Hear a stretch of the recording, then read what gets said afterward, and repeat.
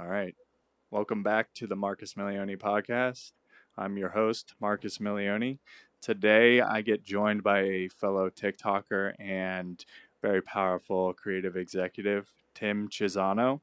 I'll let him introduce himself a little bit, but then we'll get into his early life, kind of how he got his foundation as a person, and then into his career and wherever else, the conversation goes. So thank you for coming on. You got it, man. This is a treat. It's so funny to be 44 and be introduced as a fellow TikToker.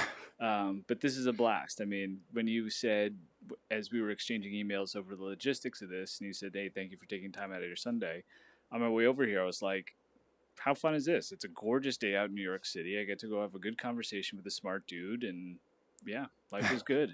Yeah. No, I know you have a family. So when you said Sunday as an availability, I was kind of shocked. I was like, oh wow, I didn't expect that. I figured, during the week. But let's get into your early life. So obviously, I did a bit of research on you, and you were born in Chicago. Mm-hmm. You grew up in Chicago, and you grew up to uh, both your parents. You had both your parents, and Yep. they were working. Supposedly, like I assume. Yep. Yeah. My dad was a local radio salesman, Okay. sales manager at the time at a place called WMET.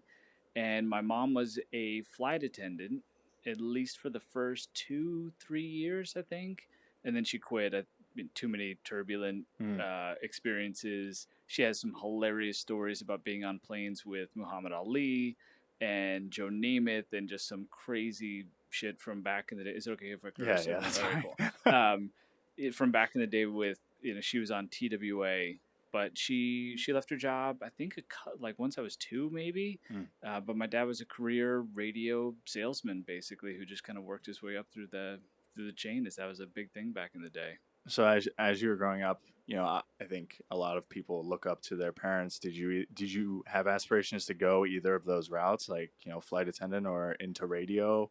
It's funny. That's a great question. The way you posed it, I don't think I've heard it posed quite like that before.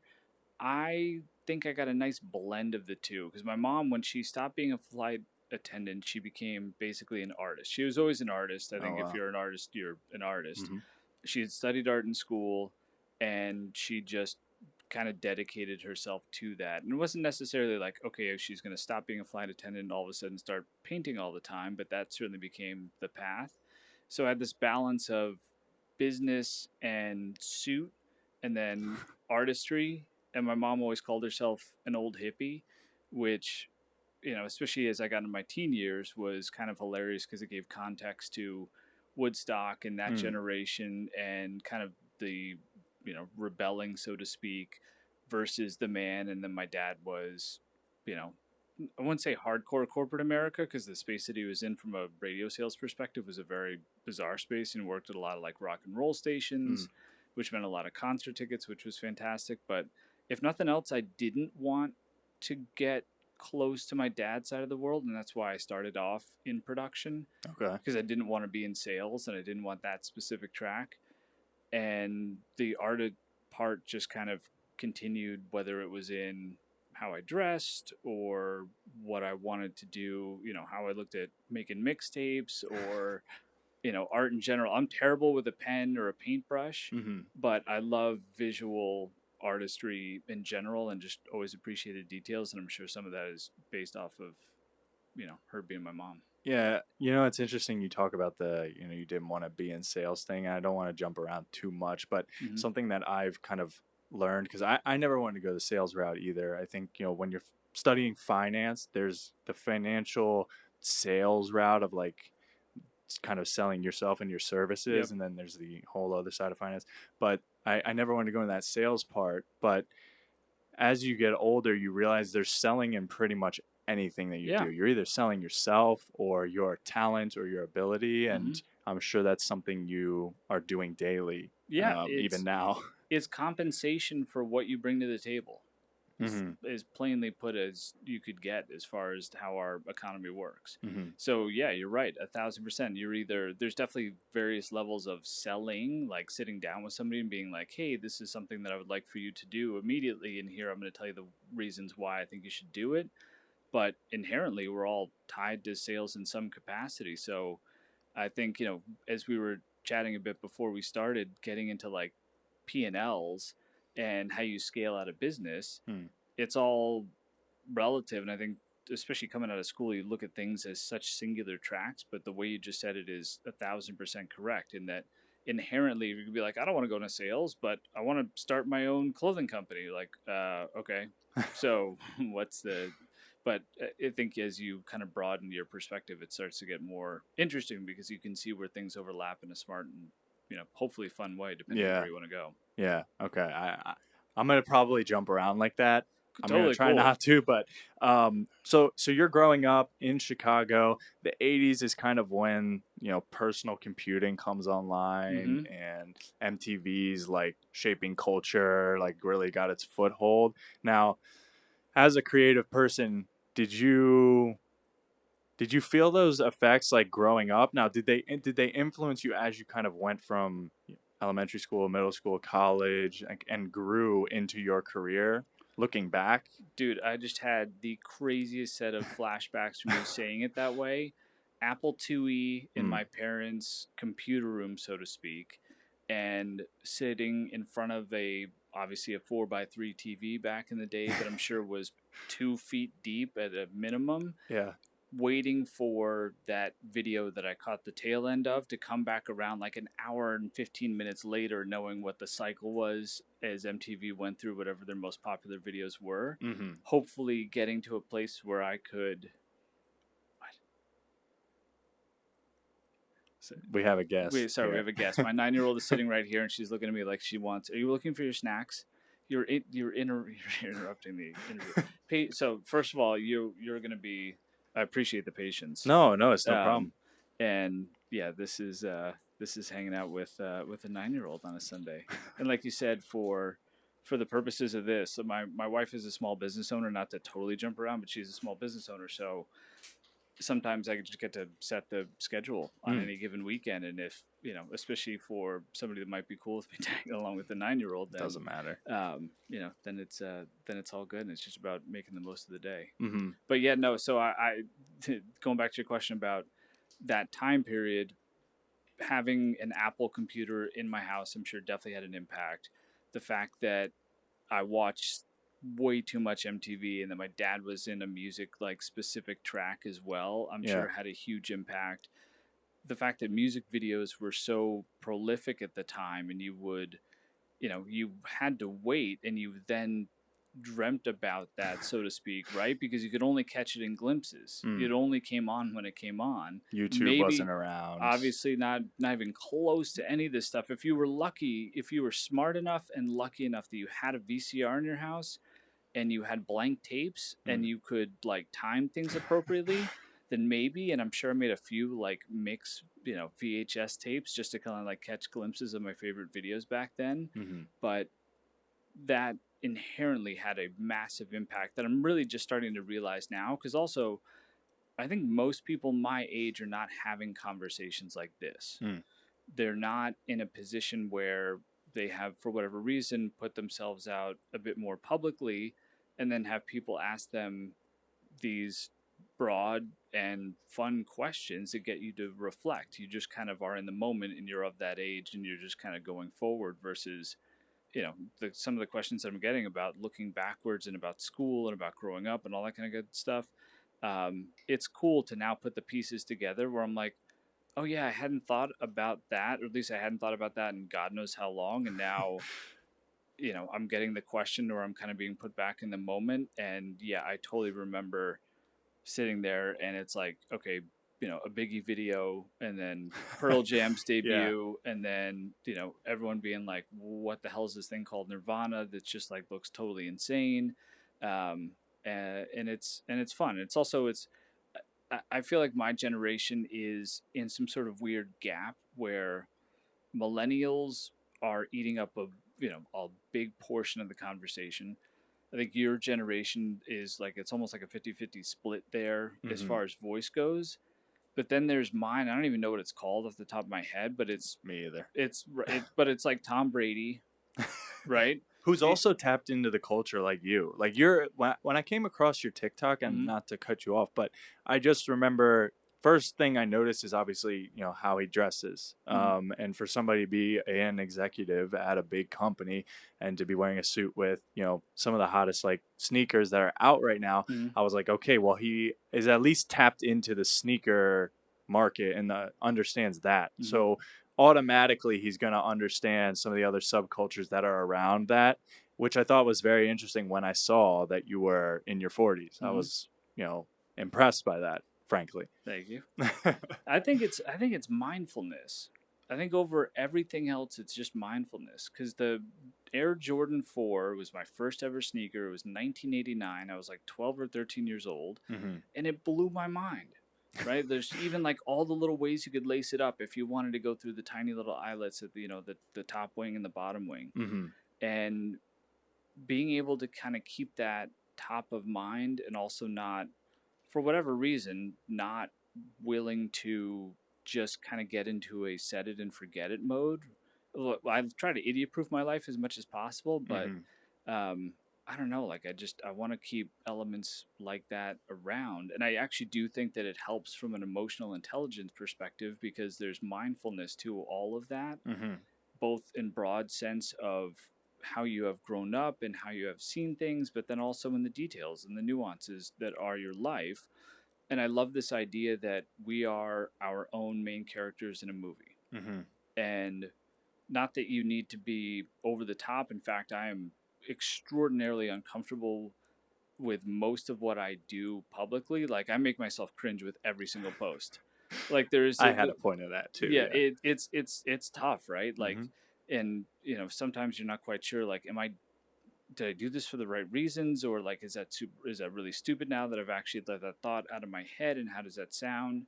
It's also part of the reason why I got into TikTok, because on Instagram I felt like everyone was expecting pictures of her Mm. or something Or else, something hyper refined, super or polished. just Like, like, hey, here's my family photo from Saturday afternoon, whatever. yeah. And my wife and I are very much of the same mindset of, okay, we're gonna get older, but we don't have to get older, so to speak. Yeah.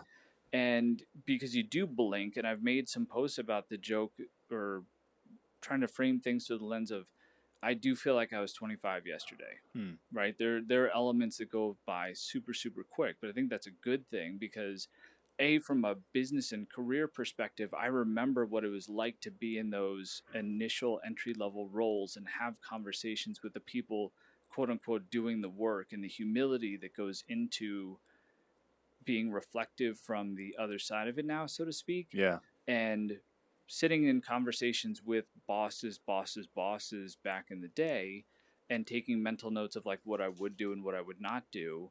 And I think that there's something that can be tremendously powerful about that, if you kind of don't care and you're just like, all right, I'm here, and I can kind of see both sides of the coin. Mm-hmm. And I think overall it makes food more fun too. I look at my daughter taking a bite of a protein bar and got distracted. Sorry. So, no, it's fine. Um, you grow up, you decide to go to college, kind of just the typical path. Was that influenced by your parents? Did you want to go? How did you view school? So I didn't go. I graduated high school when I was 17, Mm-hmm. and I almost didn't graduate. It was one of those, not technicalities, but there was one big English project or something that was like, if it's not done, then you just don't graduate. Period. Mm-hmm. And I was a stereotypical C student. Teacher said, "Hey, you're smart. You just don't try hard enough." I don't think my brain was built to monotask subject by subject. I That's can relate to okay. that. Cool. Yeah, I was not a good student, and I tell people this all the time. Like, I barely would crack 3.0 GPA, and I've done fine. And where did you go to school? St. Joe's, Okay. outside Philly, or kind of outskirts of Yep. Philly. I was playing lacrosse there, which is Division 1 sport. So it was like I go from lacrosse being a love of mine in high school, Mm-hmm. training super hard for it. I always trained very hard, but then getting to college and it's now a job, and you're trying to balance schoolwork, you're trying to balance lacrosse. It wasn't easy. It wasn't the hardest thing in the world. Like, I was always decent with time management, but it became one of those things where there were other things going on behind the scenes that were frustrating me a Yeah. lot, and it just threw me into a downward spiral. I've talked about this on TikTok, but in my junior year was the lowest I've ever been mentally. And then senior year, I'm forced to do an art elective just to graduate, and I take painting one with a Jesuit priest. And I don't know if he could tell like something was off, Yeah. but and I would try to paint like perfect paintings with a super tiny brush, and he just took it away from me, gave me this massive canvas with a big brush, and he's like, I want you to just make mistakes and just like let it out. Like, just start painting anything. And so like I have the paintings back home at my parents' house, and they're some of the darkest, like, they'll tell you some of the darkest things they've ever seen, and that's just a reflection of what was going on. Mm-hmm. And I've talked to therapists in the past, and I think it's great to do so, but to have another outlet to kind of get that out Yeah. was amazing. And so it's something I've kept up, and now my paintings are much different aesthetic just because mentally I'm in a much different place, and I think it's amazing to see that. What a cool story. I mean, that makes so much sense just based on what I know of you simply through TikTok and just the chat we've had now and just any interaction we've had through comments. But that makes so much sense. Um, I'm glad that you had that breakthrough because I mean, it's not fun to have your mind stuck in a box. Regardless of what your background is, regardless of any variables, to have your mind stuck in a box is one of the most difficult things that I think anybody could go through. And that kind of freeing element of being okay with failure, being okay with things that are different or things that you don't feel like this has to be so prescriptive every step of the way. That can make, and I feel like, and I'm sure you see this too, tons of comments of people like, what's my lane and how do I stay in it? When you're like, And it's tough to answer. yeah, it's tough to answer. I feel like I'm in a better position to try to answer it now. Some of it may seem way too high level because it's going to be like so broad and general. People would be like, "Oh, it just sounds like bullshit." But I do have I've got what 22 years on you. Yeah. Well, I'm 26, so Okay, yeah. so I got 18 years on you. I got 20 years on probably most people that are I'm making generalizations on TikTok. but yeah. Yeah. And, and especially for somebody that can still remain grounded, and by grounded I mean having an understanding of what the struggles from whatever their perspective might be within their track of life, that can look back and be like, y'all are going to be okay. I mean, I actually had one of our heads of HR in my basement. I'll do like some weird interviews in my basement sometimes, and brought this up with him because you do see a lot of questions of, all right, well, what if I don't get this job, or what if I don't get into this school, and all these things. And it is not going, that rarely defines anybody. Yeah. Unless you're specifically like have to be a doctor or have some sort of educational background that leads you to a specific track, which is really, really, really narrow when you actually look at the broad opportunities within the educational world, and then like where you would actually need to be able to hit those markers to be able to become a brain surgeon or something incredibly specific. But otherwise, I mean, I don't know a lot of people in the professional world now. They're like, oh yeah, totally, that class I took 25 years ago really set me up to be here now, where I'm happy and have a well balanced life, and I'm kind of cool with my family situation, and work is relatively pleasing and engaging. Like that's not it's not a conversation that happened. People have like all these kinds of windy paths. I mean, one of the things I think I picked up on pretty early, I'd say starting like maybe 3 years ago, is just like taking in information from just everybody. And you learn a lot about a lot of things if you just sit there and listen. And so I'd be in these meetings, I was like privy to meetings with like, people who were very important. And a lot of the times they don't know the answer to the problem that's at hand. It's just they are good at figuring it out. Yep. So you realize that a lot of people don't have all of the answers or it figured out, and they could be 50, 60, super high regarded. Yep. And And then once you go in with that mindset, like nobody really has all of the answers, your confidence ticks up a bit as a younger person in those Mm-hmm. situations. And I think that's something that benefited me a lot, just to remind myself that if there's an issue or we're trying to solve something, they might have more worldly experience, but Mm-hmm. there's a chance that they don't even know how to fix this or what's going on. Right. And if the one of the best things I learned, especially when I started to get into real management, like large teams, Mm, when I tried to have all the answers, it's a train wreck. mm, When you overwhelm yourself, you start worrying about things you cannot control, which is one of the cardinal sins, especially from a career growth perspective, and you either get into a position where you could feel like, oh, I know everything, and therefore, kind of buck stops with me, which is a death zone from a leadership perspective, in my humble opinion. mm. When you can pull from people suggestions, what's your recommendation? That's one of the best phrases I ever learned to use on a consistent basis when people would be like, here's a problem, hard stop, Yeah. right? And you feel like as you go through, you need to be in a position where it's like, okay, cool, I can fix that, or I know the answer to this.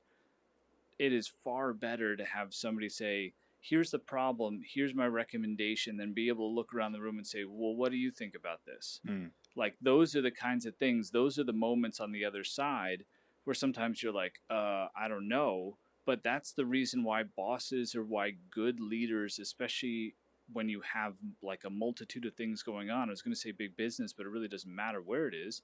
If you can get the perspective from others, and if you have that humility to understand that somebody else might say something slightly differently than the way you had it in your head, Hmm. and then it clicks, and then you're like, okay, cool, yes, this is what we're going to do. Like, that is the total sweet spot from a leadership perspective. So yeah, if you can harness that, or if you can use that from a comfort level or an understanding that you're not going to go through and get these jobs or take these classes so that you can automatically take pop quizzes at any given moment throughout the rest of your life and be able to nail it. If nothing else, I felt like, okay, cool, school's over, and you get into the workforce, and it's like, I can borrow that guy's Excel sheet that did the same job as me, and I don't have to start from scratch Just like I'm replace writing the a paper. numbers. Right, exactly. And build on it too. Yeah, Right? yeah. Like it. Or work backwards on it. Figure out how he did it. Yep. Yeah, I did have done the same thing. I and to go back to your whole like management thing of asking, how Mm-hmm. do you think we can solve this? I want to step back to the sneakers, right? Yep. Because I don't know if you know like how young your youngest employee is. I imagine. Good question. I'm gonna guess 24, Okay, but 25. perfect, right? Yeah. So just them being able to see Tim's in a suit Mm-hmm. with sneakers, Mm-hmm. even if they don't know what the sneakers are, there's a connection all the way down Mm-hmm. so that you almost feel more accessible. So somebody if I put myself in their shoes and I came to you with an issue and saw that, one, it's something I could talk to you about, Mm-hmm. like, oh, and I like sneakers, I like them. But two, it almost feels as though you're consciously making a connection down the chain, like Yep. to the youngest group of people that you're managing. And I Yep. think that's a really smart thing on you if that's something that you think about when you put the sneakers on. But that's how I take it. It's interesting the way you say that. I don't know that I thought of it specifically that way. I had somebody stop me at South by Southwest like 3-4 years ago, and I was wearing a pair of Yeezy Zebras, Uh and it huh. was actually before they came out because I had this connection to a factory, Mm. and Kanye's a size 12. Apparently, I'm a size 12. So, look, at the end of the day, somebody would have to go through them with a black light and be like, yes, this is, real sample or not. Anyway, I was wearing a pair of sample zebra Yeezys at the time. And so many people were like, that is such a smart move from a marketing perspective because Mm. it started a conversation. And I've actually found that it goes both ways because I'll have people walk into my office and they're like, what is Supreme? Mm. And usually that is older generations that have no idea.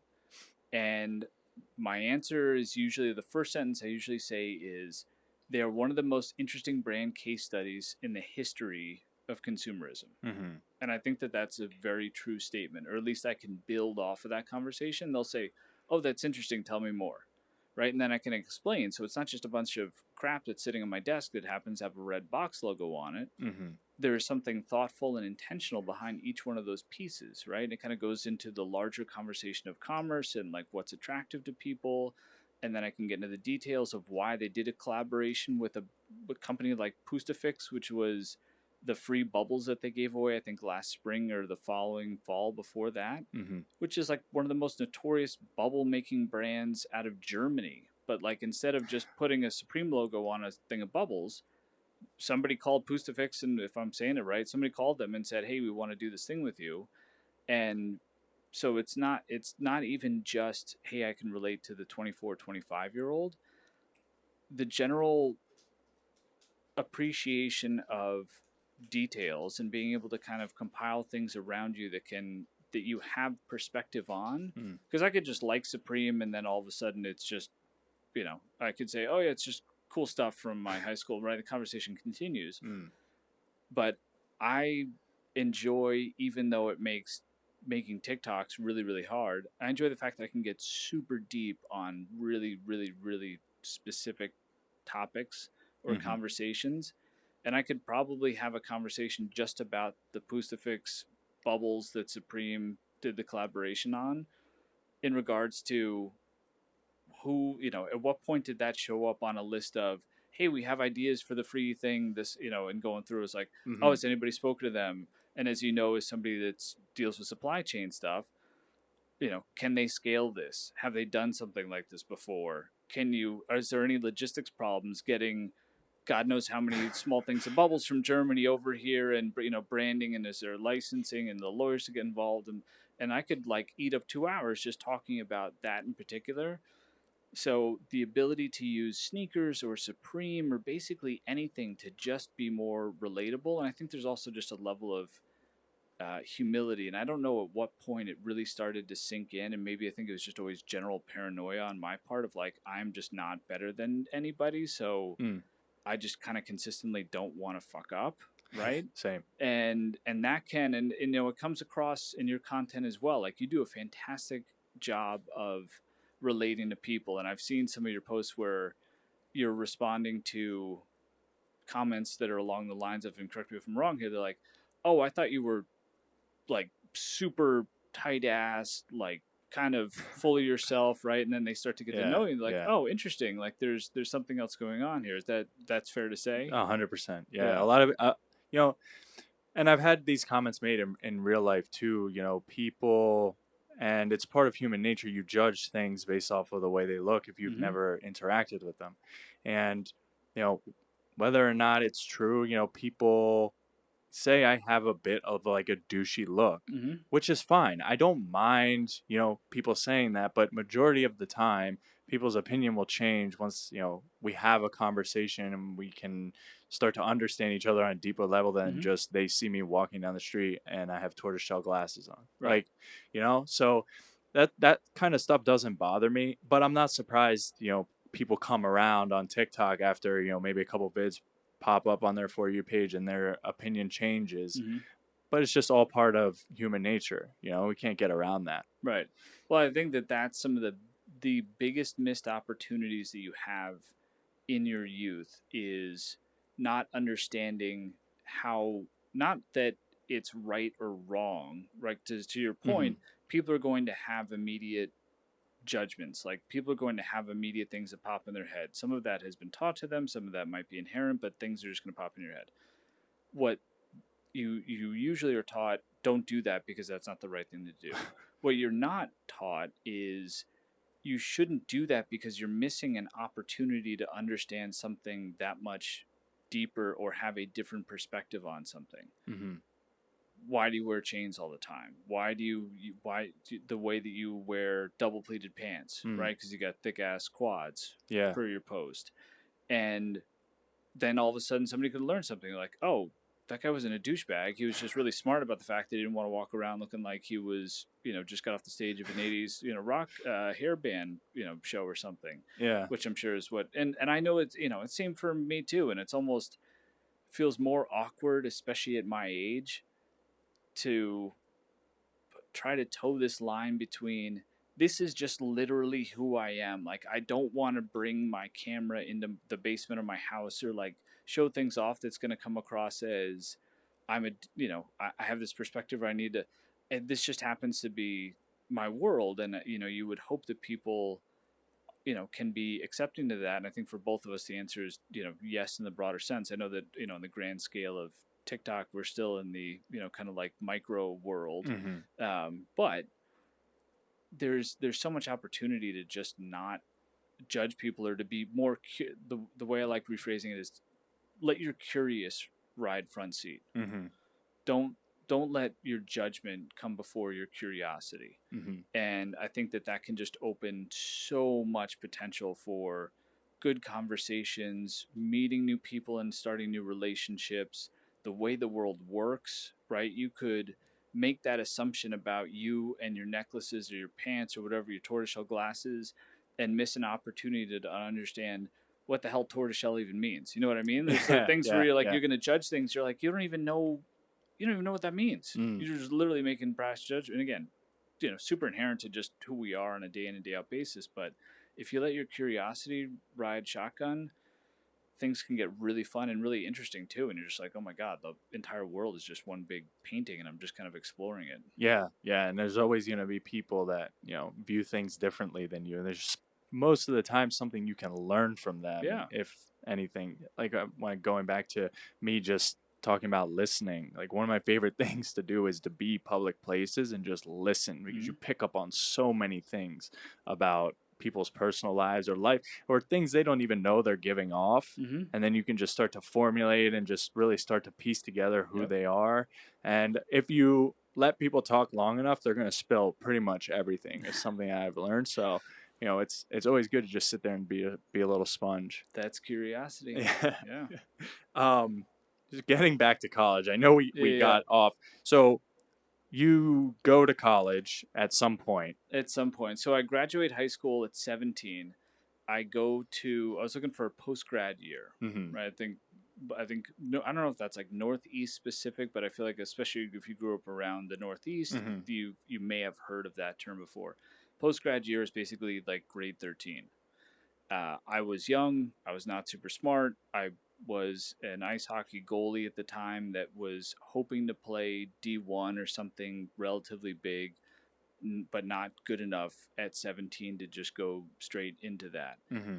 Didn't love the idea of going to a state school or something else, and also my grades just weren't great where I probably didn't have a lot of good options anyway. So I was looking into post grad programs, and really random story that totally changed the course of my life. I was working at a country club as a range boy, right, Mm-hmm. picking up the golf balls and the Yep. little cart, and sitting there eating lunch, going through one of what we used to have back in the day, huge paperback Peterson's Guide to Secondary Schools.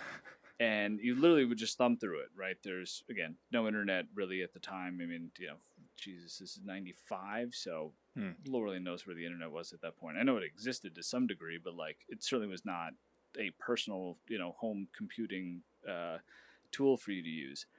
And a dog jumped up on the desk, this dog that hung out at the rain shack all the time, Mm-hmm. to eat this fantastic sandwich that I had. Right? So he like steals half of it as I'm looking one way and gets everywhere. I'm like, oh fuck. So gonna say, and the pages get stuck. And I was looking for a place called Trinity College, which is in upstate New I have a York. friend that went there. Okay, cool. Yeah. And pages get stuck. I'm looking for Trinity College, and I find this place called Trinity College School. And immediately I just see those words, and then underneath it, Port Hope, Ontario. And I was like, that sounds amazing. I don't know why, but it's the word hope. It's got a port, apparently. It's in Canada. I'm a goalie, and I've never been to Canada before, but I've watched more Don Cherry Rock'em Sock'em hockey than I can ever fathom. The old school, like, VHS series of, like, basically fights and big hits and, like, Yeah. Yeah. highlight stuff. And I was like, okay, cool. Like, and it had checked all the boxes. I was, looked for, obviously they had a hockey program. Did they have grade 13? Went and visited and fell in love. I'm like, this is the coolest shit ever.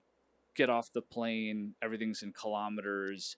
It's like weird and different, but at the same time, the exact same.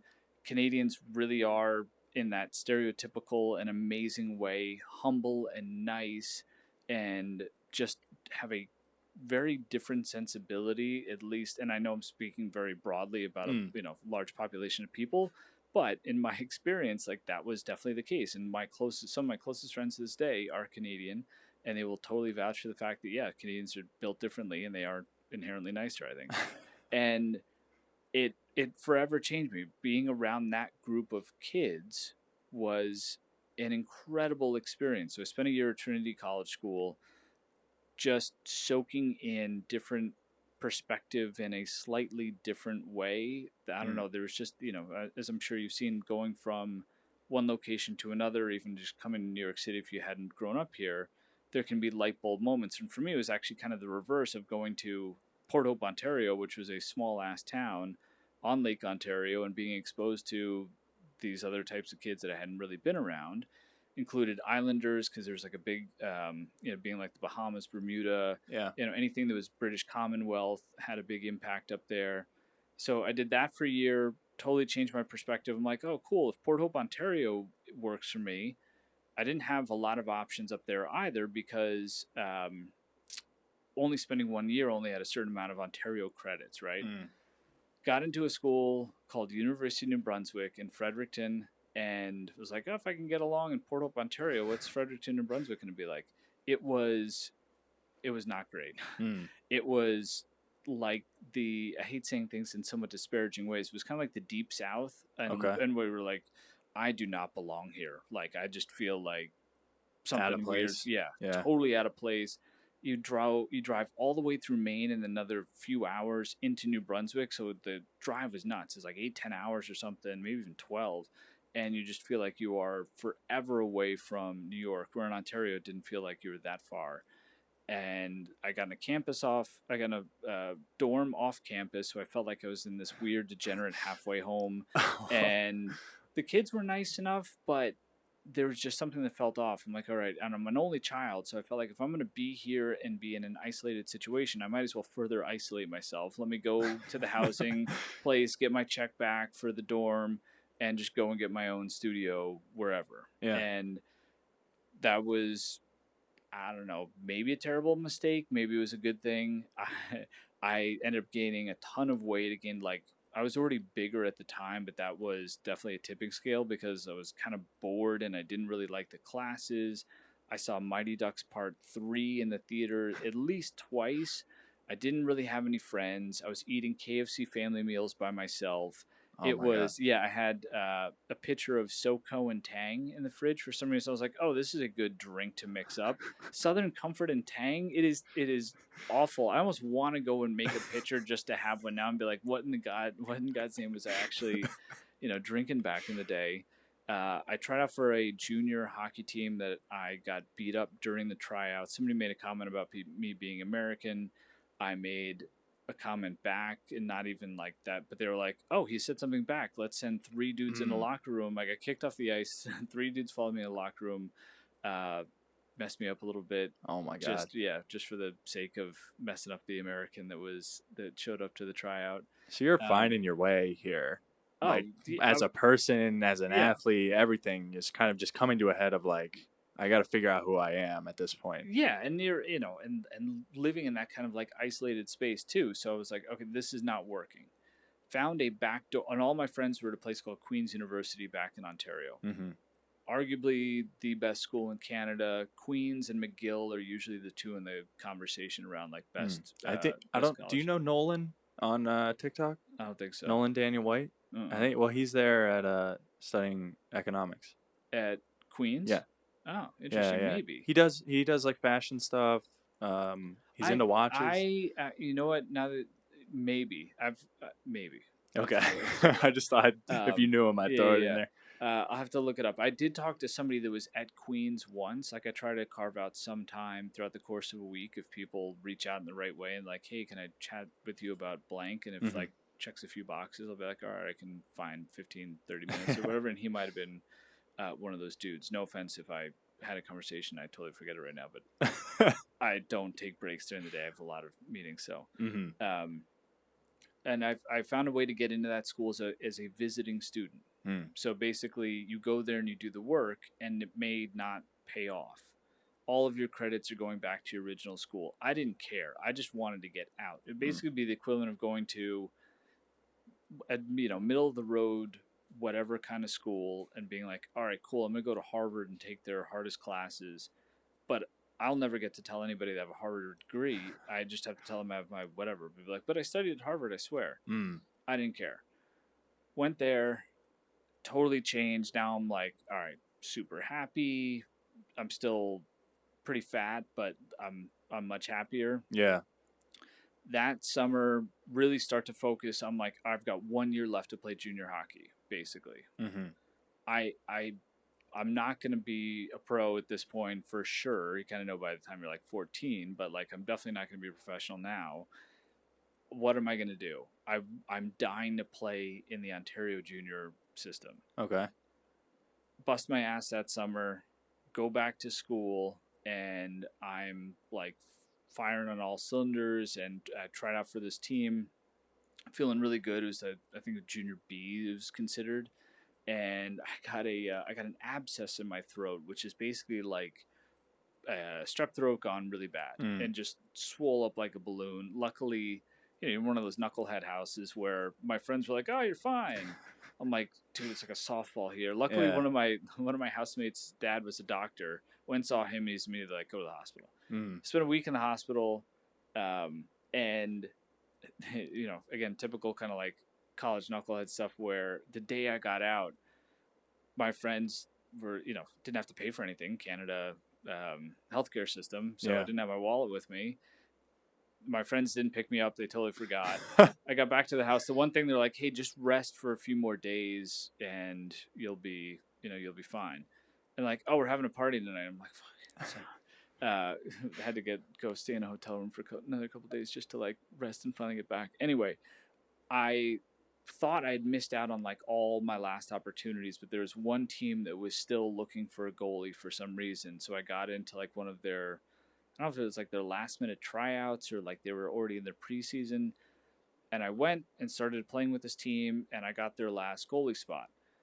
The reason why I get that deep into the story is the guy that I took the spot from goes on to have a prolific NHL career. A guy Mm. named Mike Smith, who was few years young, who is a few years younger than me, but that's kind of like the pinnacle of my athletic career of actually being able to get to a point where it's like, are you really going to play competitively at all? Are you actually going to do this thing? And while look, junior B in Ontario is not exactly like okay, cool. I'm gonna put a trophy up and talk about that all the time, Yeah. but you know, there's only you're going to take your athletic career, so to speak, so far. I'm totally okay with the fact that I've got this random story of crossing paths with a guy who now plays for I think he's with the Flames now, Mm. Mike Smith. He's had a really solid NHL career, and to this day, totally remember being in the parking lot of that ice rink and having to meet him and his dad because they like already gave him the spot basically, and for them to show up and be like, "Here are the jerseys," because it was a ragtag junior team that Mm. instead of nameplates we all had advertisements on our backs. It was like, have you ever seen the movie Youngblood? No, I You haven't. have to see the movie Youngblood. All right. Anybody that listens to this, if you've not seen the movie Youngblood, it is Rob Lowe and what was the guy from Roadhouse that passed away? Patrick Swayze. Okay. Rob Lowe and Patrick Swayze, and Keanu Reeves is actually in it as well, playing a French Canadian goalie. Anyway, it's about junior hockey, and it is hilarious, and it is 1,000% true in regards to like what that life is like. Mm-hmm. So this is again my super long-winded answers. I think this started with like, oh, so you went to college, and all of a sudden Yeah, I'm talking yeah. about But that's all part of it. So you get out and you're probably in that flux of like, well, like now's the start of real life. I have to kind of figure out what do I want to do. And I think a lot of people when you graduate college, the first job you take or the first job you get generally is not ideal or the specific one you wanted. You kind of have to work your way like and mm-hmm. find your way into something. So how did that work out for you? So Did you even know what industry or what you wanted to do? I had no idea. I was I love sports, right? Really easy. Oh, I love sports. Let's do something in sports. Mm-hmm. That's a terrible direction. Like that is not necessarily a direction. It was a broad stroke direction, but probably the best takeaway from that is kind of doesn't matter if you stay open to whatever that could be. Mm. So while I was in school, my dad got really sick, stage 4 melanoma, came home, missed a semester. He survived. He was one of 85 that survived a experimental chemotherapy concoction back in the Wow. day. So that had a bit of a impact on me too, in regards to just, I think, dealing with stress or how I would see things big picture wise. Mm-hmm. So when I leave school, come home, live in my parents' basement. I'm substitute teaching. I'm working 2 or 3 part-time jobs for the sports production world, just because I had friends that were doing stuff like that. Like, oh hey, I can get you this runner's gig, Uh-huh. right? It was basically part-time work. Like maybe get a call once a week to go do, show up at a set and walk around with a clipboard. Mm-hmm. Some people would call it a grip, some people would call it production assistant, runner, but basically the bottom of the barrel as far as getting your foot in the door there. Substitute teaching, doing that. My friend started a not-for-profit organization called Giving Opportunities to Others, Mm-hmm. and the general premise was all of our friends are now in the city, but and this goes from friends from Canada, and he ended up going to Princeton, so he had some, there's like a larger circle of friends now, but it's impossible to get everybody together. What if we threw parties, charged people, and donated the money to camps that would take kids from underprivileged neighborhoods and take them and expose them to arts and music? Mm. Outstanding, cool. So he gets a group of like 5, 10 people together, and we kind of divide and conquer. Like, oh, Tim, you're kind of the weird guy. How about marketing? Like, all right, sure. So, right. So coming up with general themes and invites, and but then you start to dabble into some metrics of performance, right? Like, did I see attendance go up? Mm-hmm. Am I able to say that from an quote ROI perspective? But it was really down and dirty because it just started with an idea and we kind of put it together ourselves. So I've got part-time production stuff, substitute teaching to make some money, which actually played a huge part in my overall leadership capabilities and emotional intelligence. I firmly, firmly, firmly believe if you can be cool with a group of first graders, you should be able to manage just about any other situation if you can keep that perspective and that type of empathetic approach. Mm-hmm. And doing this, giving opportunities to others, marketing, and that kind of helped put me in a position where I felt like I had enough things going on that something could hit. Contemplated going back to school just for sports marketing. Glad I did not. The chipping away at the production and the runner work ends up leading to a full-time weekend position. Basically, we're like, hey, now every Sunday we count on, every Saturday and Sunday we count on you being here to watch random Buffalo State play whoever and take notes in case something pops up in a halftime show that they have to be like, oh, in a D3 game this kid just did blah blah blah blah blah. Like Yeah. somebody's sitting there in a room watching 10,000 games, maybe if something else happens in case they need to report on. At least this is the way it happened in 2002, 2003. Yeah. Um, Job finally lands with then. So I start doing the full time weekend, and then they're like, okay, do you want to get into this track to potentially be a seasonal production assistant? So it was like this consistent tease of a full time job, but I kind of liked it because you almost had to have these like short sprints, so to speak. Yeah. It's like how much can I differentiate myself from these other people in the right way? Understanding that I always felt like I walked in the room and felt equal enough to be there, but humble enough to not assume that anything should be taken for granted. Mm-hmm. And I'm competing with all of these kids all the time for whatever that next thing is. And because of how I think paranoid I was just consistently looking to do things better. That lands me a seasonal gig, which luckily was with a college football crew that also did golf. Everybody else that went through the college football track was like, college football season's over. Okay, see ya. Yeah.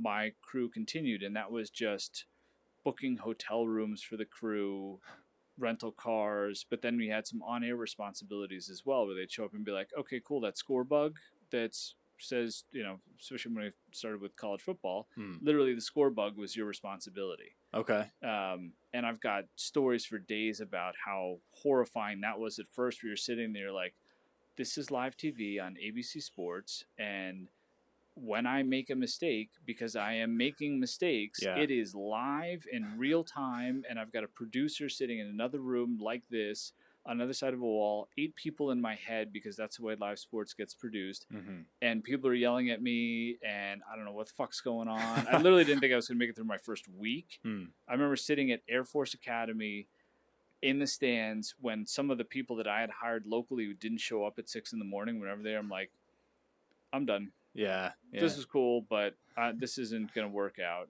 So, especially now, to sit here and have a conversation with you and reflect on some of these stories of, like, this track, it's a reason why I am happy to do all of this and to do whatever I do on TikTok that might be helpful, because Mm-hmm. I've got so much of that kind of shit that happened and continues to happen, and it's kind of the way it goes. And if you can be reflective about it in the right way as it's happening, that's just how you kind of grow and expand. Yeah. I mean, I'm sure at the time those felt like career enders, but Oh yeah. obviously you've been fine, and I think that's a good lesson for anybody listening. Like, uh, you were probably doom and gloom. Like Mm-hmm. my whole entire everything I've worked for up until this Yep. point out the window. Yep. I'm never going anywhere, Yep. and I can now think of you're that fine. at I can think of that at 24. I can think of that at 27. Mm-hmm. I can think of that at 35. I can think of that at 39. I Yep. can literally, off the top of my head, just hearing you say it that way,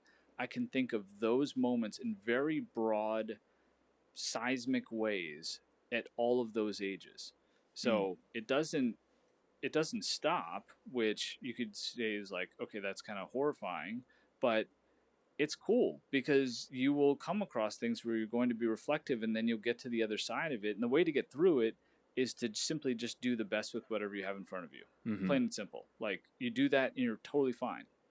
Yeah. Hard I stop. very recently, I probably within the last year and a half have really adopted that mindset that you hear talked about on social media a lot, whether it comes with substance or not, but kind of your hardest like moments that you're going through generally lead to some form of breakthrough. Mm-hmm. Would you say that, after each of those times that you just listed throughout the years, there was something bigger coming that you obviously didn't know about and probably felt terrible about at the time, but look back at it and like, well, I needed this to happen to Mm-hmm. take that next step forward? 1,000%. But the biggest piece that always comes after is the reflective moments that you then have, Mm. right? So even if there isn't some sort of like storybook chapter turns, and the character looks a little different, and there's been some sort of like completely, fork in the road event that has happened,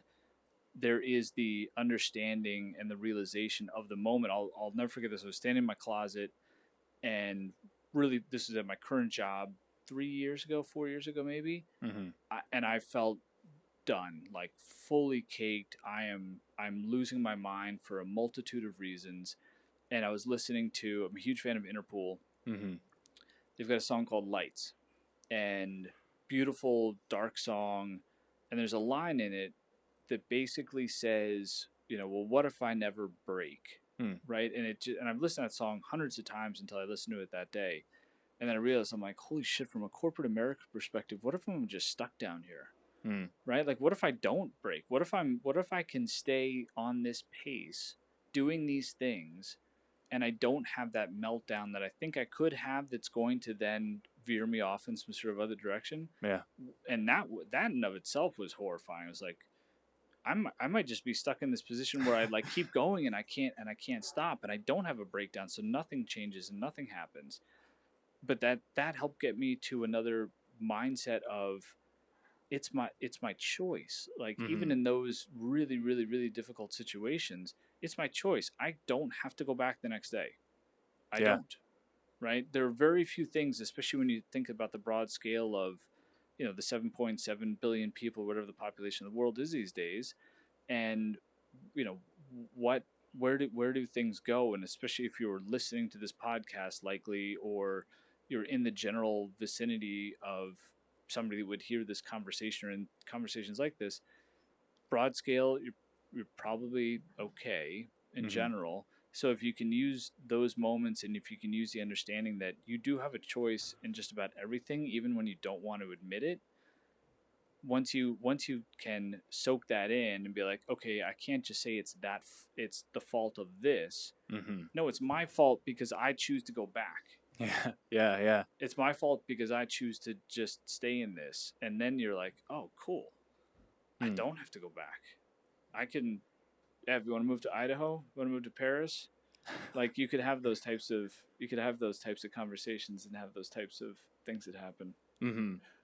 Yeah. Speaking of choices, Yeah. you are a 4 a.m. wake up guy. Yeah. I also, I'm a little later. At 4:25 is my alarm, but I find it very interesting because my dad, right now, I think he's a 3:50, but Wow.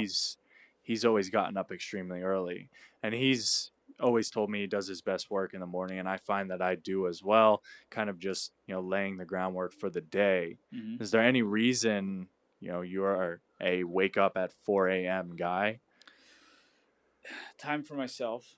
Yeah. In some cases, especially as you get older and you get married and you have a kid, there's not a lot of you time, so to speak. Mm-hmm. So the ability to like really get ahead of things helps out tremendously. Like headspace more than anything else is probably the number one reason. So I don't follow a typical don't look at your device and you drink lemon water and like you do Me all these either. other things. I'm Right. over caffeinated and on Yeah. my phone too much. I'm over caffeinated thanks to your product, which has actually been fantastic. Minted pre-workout, man. Good for Thank you. you. I appreciate that. It's delicious. It has the perfect amount of caffeine. I'm 2 scoops, by the way. So Wow. yeah, so Damn, definitely you're really up there. Yeah, Holy cow. it's a slow burn for me. Mm. Like it just for some reason I've got the ability to just let that kind of burn all day long for me. So you're no more after that, or? No, I don't have a cup of coffee. I don't have anything else. So okay. that's it. And it's because of the ingredient list seems so simple and straightforward that like I don't get heartburn from it or any of the other kind of like old guy shit that might happen from drinking something like that at a consistent basis. So really well done. Thank you. But yeah, my morning routine is just what I've made it to be, which is up, pre-workout right away, and then what do I have to sort for the day? Going through my calendar, I'm immediately on screen time because I'll use it to chip away at a presentation that's kind of like a side hustle at work, so to speak. Mm-hmm. Write that presentation for your boss that he's going to give to somebody else so you can help craft, so you get that experience to be in the position where you've done that work, even if you're not the one in the room. Yeah. Like that kind of stuff.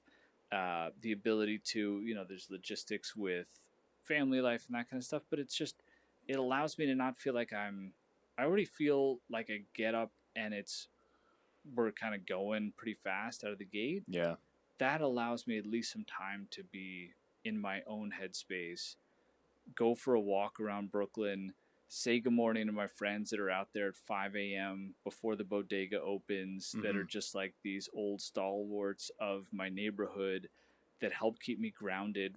One guy who is a mute but works for the Department of Sanitation, and like these fascinating characters, and I can have conversations with them and kind of be in their space for a little bit, and also see people picking cans out of the garbage and be like, I'm not doing that today for a living, so I'm going to be okay. Yeah. And then all of a sudden, by 7:30, 8 o'clock, when the world's starting to get into rush hour mode, I'm good. Yeah, it's interesting you talk about walking around Brooklyn at that time, because I remember when I was little, my dad, when he would get up that early, and I'd always inquire like, why are you getting up so early? And he would talk about kind of just like the peacefulness of the world in that moment, because most of the people that were out super late are asleep, and most of the people that went to bed at a reasonable hour are just barely waking up, and so you're in that middle. And so I really started to wake up that early when I got to New York City. And I don't know if it was a mix of like me being terrified of not fulfilling my potential. So I wanted every possible hour in the day that a good idea could come into my head for me to be up for it. Mm-hmm. And so I kind of would just, for a while, I was teaching myself JavaScript and front end web development. Nice. And I always just wanted to use the time productively. But as I got and explored my creativity more and more and explored the city more and more, I always had the idea of doing some form of picture book of 4 a.m. in New York City and interviewing the people that are out at that time. Mm-hmm. You have people offloading trucks. You have people, doing so many different things. People coming home from being out at the club, and everybody's got a story. Mm-hmm. But there's a very small subset of the population that's awake at that time, and generally the stories are going to be pretty good. Mm-hmm. So when I saw your first, TikTok of you waking up that early, I was like, oh wow, another guy that gets up that early. There's not many of them. No, it's I love playing that game. I love the way you said it because I totally think that way. Are you just coming home or are you just going out? Yep. And walking down the street, I'm like, I'm not quite sure with this one. Like, this could go either way. Mm-hmm. And the bakeries, the way the bakeries smell at that time of the day is out of this world. And I'm not I don't eat most of that stuff. Yeah. But to walk past them, especially the ones that'll push the carts out into the sidewalk so that things can cool off before they go in the bags to get delivered. It's sensational. And you do see all those things. And I got newfound respect for restaurants for getting up that early. Yeah. Because you see the pros, and I'm like, man, I could not imagine overseeing a business in which my overhead, so to speak, comes and goes in a day. Yeah, it comes early. Right. Too. Well, yeah. it comes early, but then it's like, okay, I mean, obviously they have it down to a science at this point, or else restaurants wouldn't be at scale. But I remember having newfound appreciation of okay, what kind of, this lettuce isn't available. What am I going to do? I lived around some really nice restaurants too, and just kind of, thinking through what they have to deal with on a consistent basis. So it all goes back to, to some of the emotional intelligence, kind of larger buckets. And for me, that time, and especially those walks, all of those things we both listed, that's mindfulness at a high level. The fact that you are actually observing it and then having those thoughts, and mindfulness, I think, can take people so much further than they would ever expect for something like that to be able to have that type of influence on their life and professional careers too. Yeah, yeah. So now you are a bigwig executive, so to speak, and obviously managing a team of a lot of people. And when I was kind of doing my background research on you, I came across something. I think it might have been on your resume or in one of your resume videos, but you made a point to speak about finding and cultivating talent, which I think is probably important for people to hear that are listening to this, probably younger in their careers. And I always found it fascinating when you would have a boss that, or at least just in my personal experience, I would have bosses who would take an interest in seeing me succeed, right? And you always felt a bit differently around them because you felt as though, one, they listened to what I had to say, even though I was so young. And two, you weren't really afraid to make mistakes. So how's that something you spread across your entire team? And or if you're looking to bring in new talent, how are you kind of filtering that out? First and foremost, I try to approach things, and hopefully it's not tried, that I do approach things with the deep understanding that I work for them. My job is to set up a large group of people to be as successful as possible every single day to the best of my ability. And some of what's inherent in that is the understanding that you're right, kiddo. Sorry, hold on one second. No, it's okay. You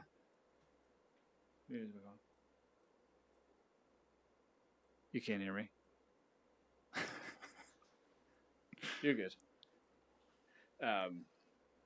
She's actually, I don't know how many 9-year-olds you're exposed to on a consistent basis. Not very many. She's about as chill as they get. I'm super lucky. As I was saying, I noted earlier, I don't know if I said this on the actual podcast yet, as we were on our way to this in a bicycle, she was actually creating a keynote that lays out some of her favorite foods and where she wants to go and that kind of stuff. There you go. Always working. Yes. Well, she's mindful as well. Um, but I try to appreciate different perspectives. Mm-hmm. I fully understand that I don't exist unless these people show up for work every day, Mm-hmm. and that in and of itself is kind of a privilege when people show up and they have a general understanding of what good looks like and that they're working towards that. Like that type of momentum with a large team is one of the coolest feelings ever. Mm. When people are like, I get it, this is a good culture, we're doing good things.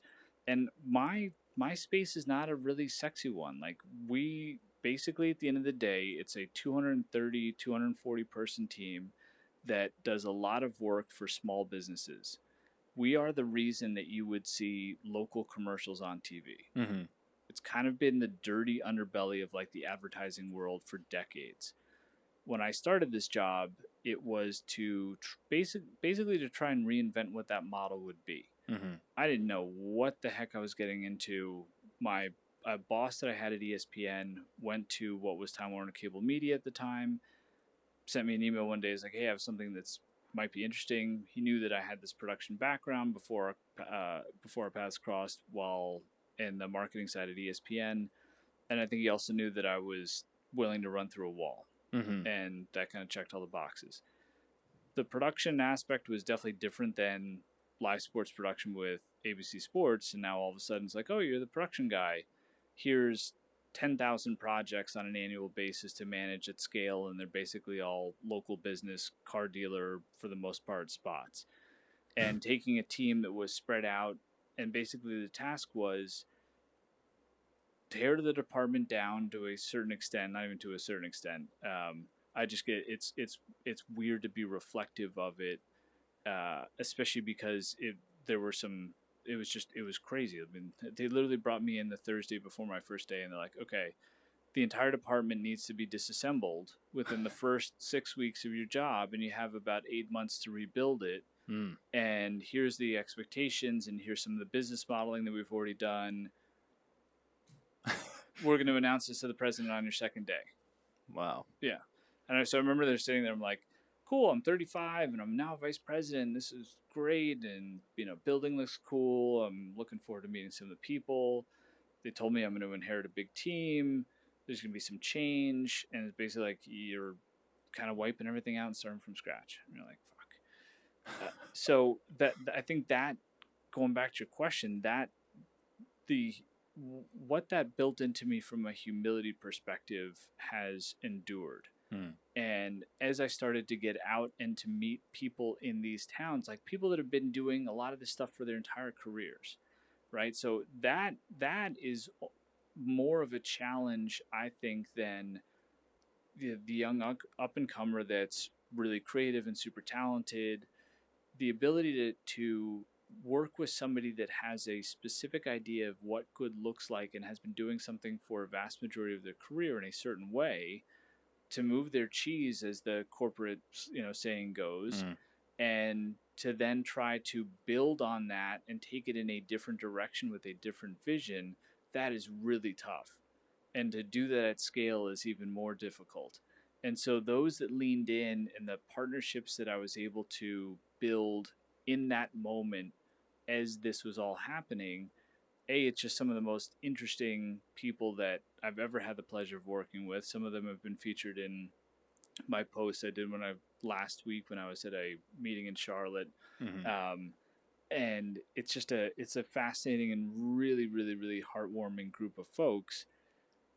And you have to see it from all of those different angles. So when it comes to building talent, like I consistently want a different perspective.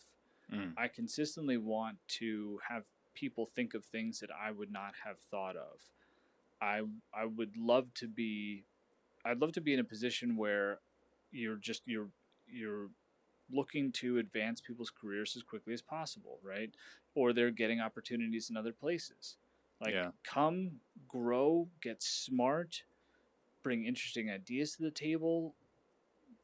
Our lives are too short, and our careers are not, especially in a space like this, are not that important where we shouldn't be looking at things like that. Yeah. And that can make it really fun. It's not easy to manage that way. It's really not easy to manage that way. But if you can strike the right balance between approachability, but then also have the respect and Mm-hmm. the sensibility that you can kind of get to a point where it's like, okay, cool, I've got everyone's information. Here's the plan. And then I would say the biggest part of it is trust too. Doesn't matter, again, up and comer, somebody that's been there for a while, somebody in the middle. I am consistently looking to do, and it's why I work my ass off, because I want inherent trust through anything. I want to be able to call somebody into my office and look them dead in the eye and say, do you trust me? Mm. And then have to sit down and have a really shitty or difficult conversation about God knows what, but know that I can just put everything on the table and I don't have to worry about anything other than, if they know my intentions are in the right place, they're going to trust me. And especially in a large place that might have different variables, and the fact that you've got, just kind of the usual corporate America entities, I'll call them, Mm-hmm. that might be forcing things from a process perspective or a rule book perspective.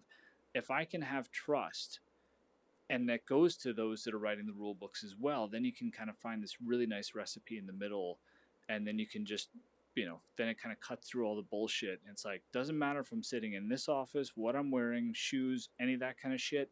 We are now on the same page, and you just know that you can trust me to steer this in the right direction. And that can foster its way into a lot of different things that, look at, when I'm done with my career, if one of the best things that should have happened is that a lot of people were able to have really successful careers that were around me. Yeah. And that would be amazing. I mean, I would love, I consistently try to do my job as though I could be replaced easily, right? Because then you just set up such an Interesting. organic situation that Yeah. it's like, it's kind of, we're good now, right? Maybe vision changes a little bit or something along those lines. But if I can try to manage to a point where I become replaceable, I think that's a good thing, because then you're putting so much empowerment, and you're putting so much accessible success, I'll say, in people's hands on a consistent basis, that you could walk away, and then that's a job well done, because you're Mm-hmm. like, y'all are good. I've done my part. You guys can go, sail without me.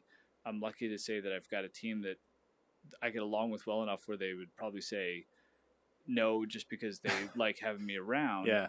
but also too that they trust me, and that they do believe in what I bring to the table, and that can make it really fun even with all the hours.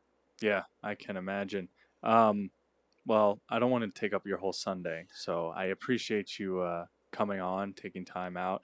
Obviously, you're a father, and that's important. But yeah, thanks for being here. You got it, And man. this will be the end of, I don't even know what episode I'm on because it's been too long. But yeah, I'm sure we'll end up talking more, potentially on air again, more like business specific number stuff. Mm-hmm. I think that'd be a lot of fun to talk to you with Definitely. in this kind of format. But thank you. You got it, man. Hey, but before you hit stop, Yep. if you haven't already to subscribe to this gentleman's podcast, you 1,000% should. I come across a lot of people in a lot of different age ranges on a consistent basis. Marcus has his shit together. I would 1,000% make sure that you are digesting the kind of content that this person is putting out. Thank you. You got it, man.